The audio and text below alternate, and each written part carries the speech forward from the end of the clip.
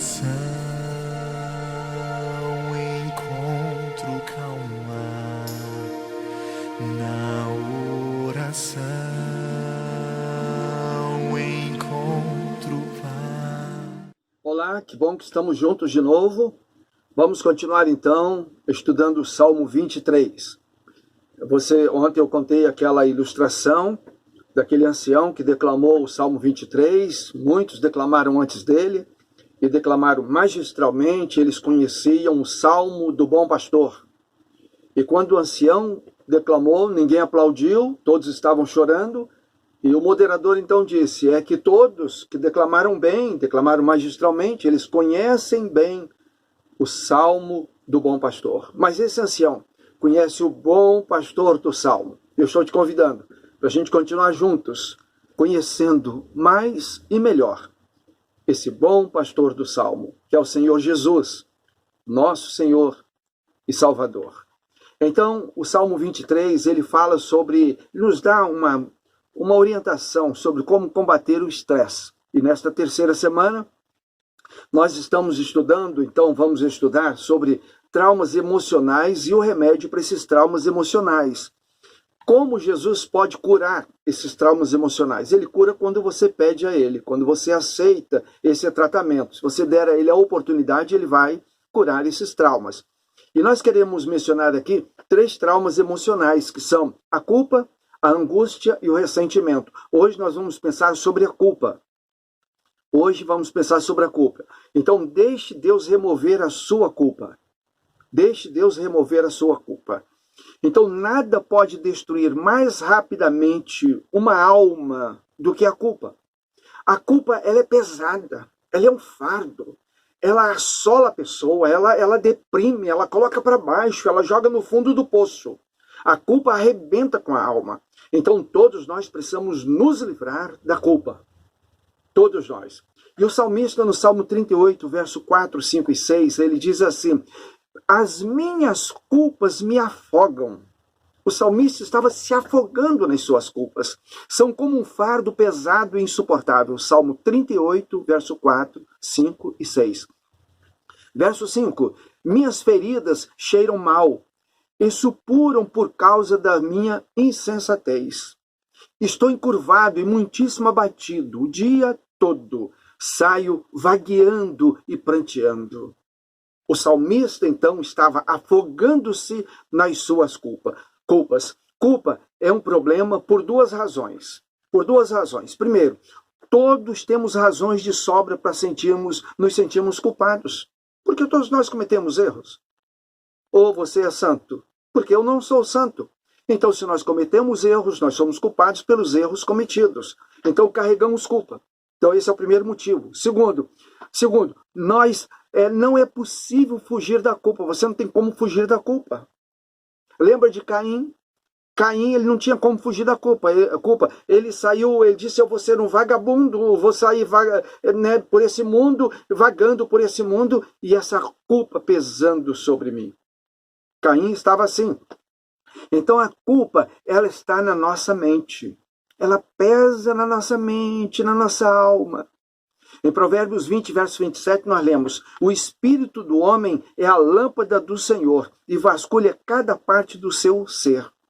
O espírito do homem é a lâmpada do Senhor e vasculha cada parte do seu ser. Então há uma lâmpada, poderíamos chamar essa lâmpada de consciência, e ela está vasculhando o nosso interior.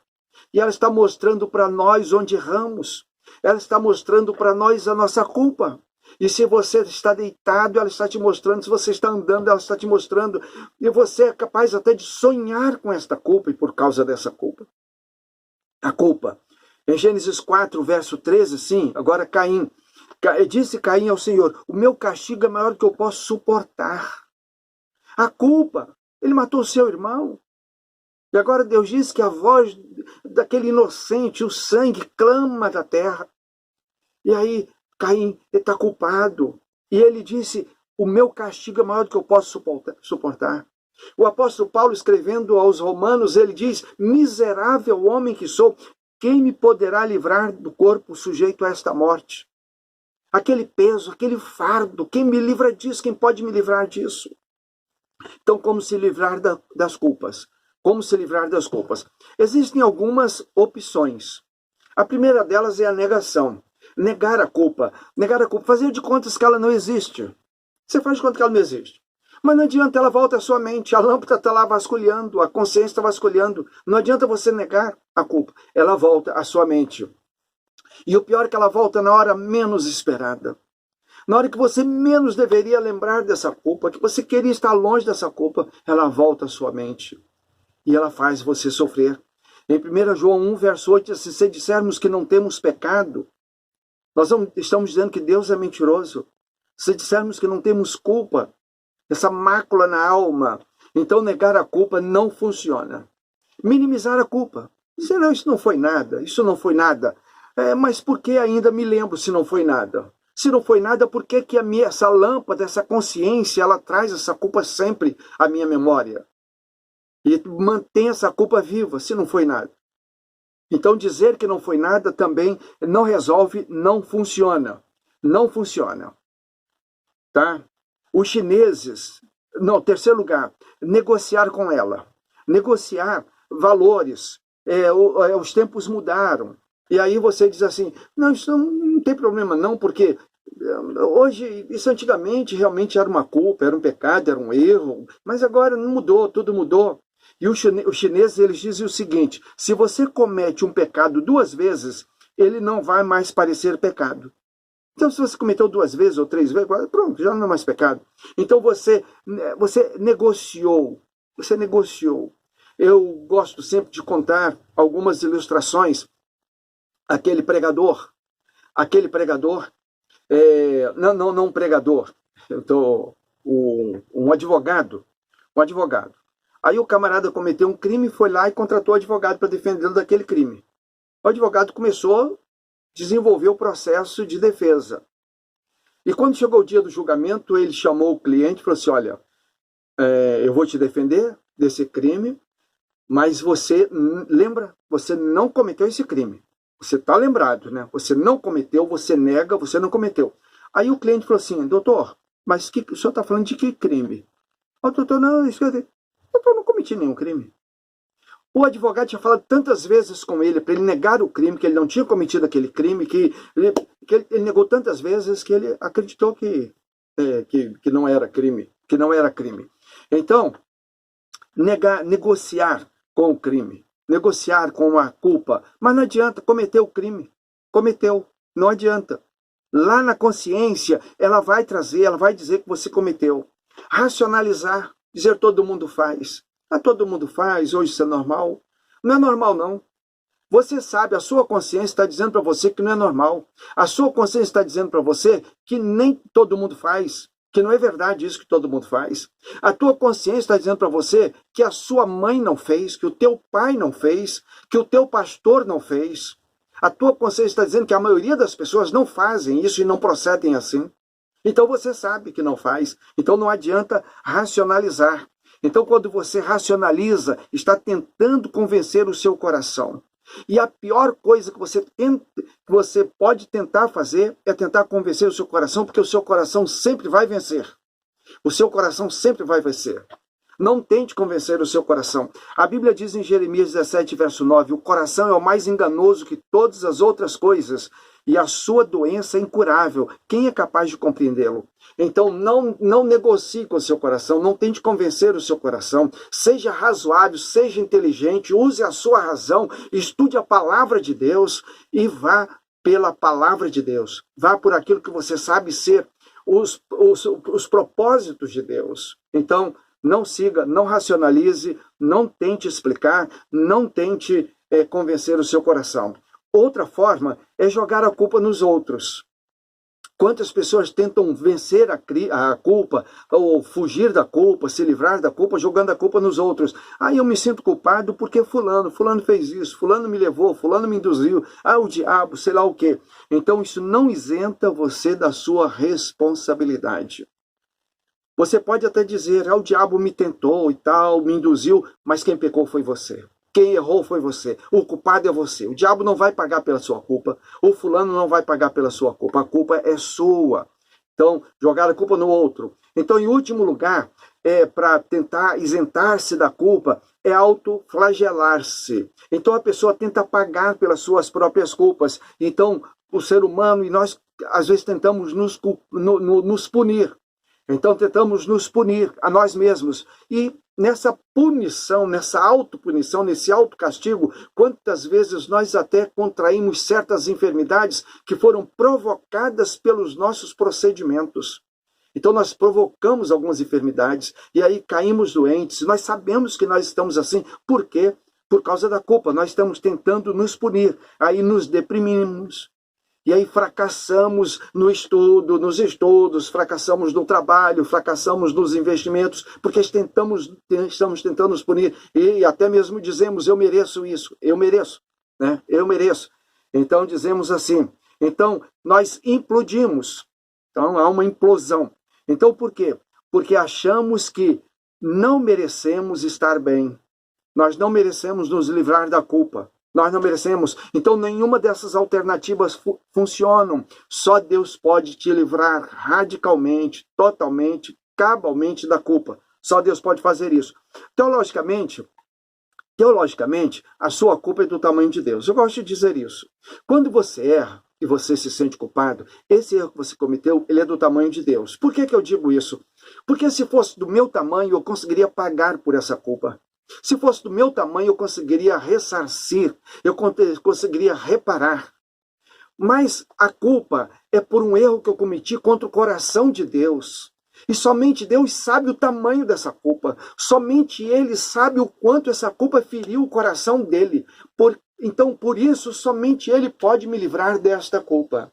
E aí o salmista, ele vem e o salmo então diz que ele quer refrigerar a minha alma. Ele quer trazer refrigério à minha alma. Ele quer fazer isso, porque somente Ele pode fazer isso, e somente Ele sabe fazer isso. Somente Deus tem condições de fazer isto. Somente Ele tem condição de fazer isso. No Salmo, aliás, Romanos capítulo 3, verso 23 e 24, diz, porque todos pecaram e destituídos estão da glória de Deus. Todos. Todos. Não há um justo, nem um sequer.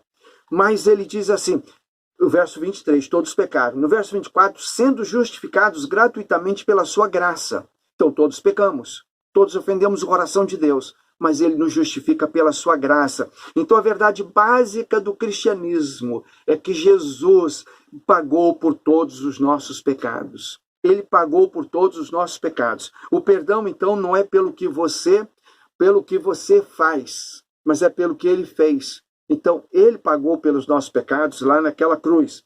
1 João 1, verso 9 diz assim, se confessarmos os nossos pecados, Ele é fiel e justo para nos perdoar os pecados e nos purificar de toda injustiça. Eu gosto de contar uma história de uma mulher. Ela estava com sérios problemas emocionais. E ela entrou num estado de estresse. E ela então procurou um psicólogo.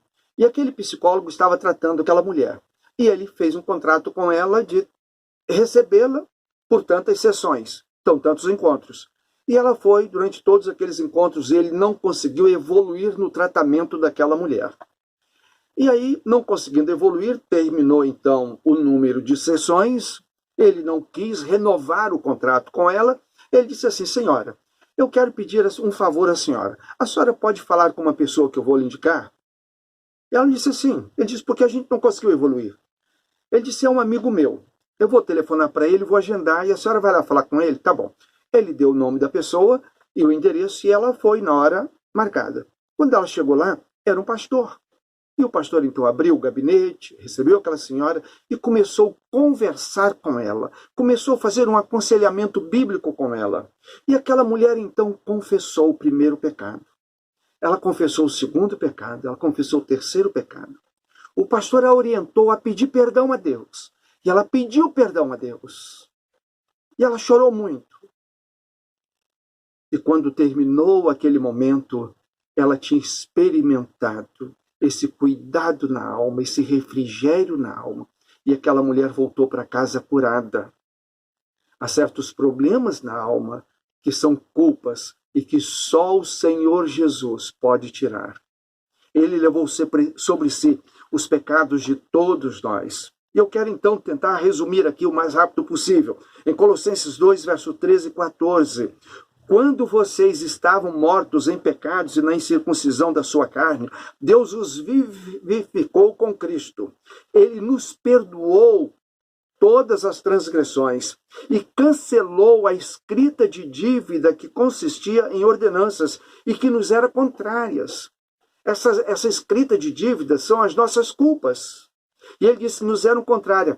Ele as removeu, pregando-as na cruz. Ele tirou essa culpa, esse escrito de dívida contra nós e cravou na cruz. Jesus fez isso.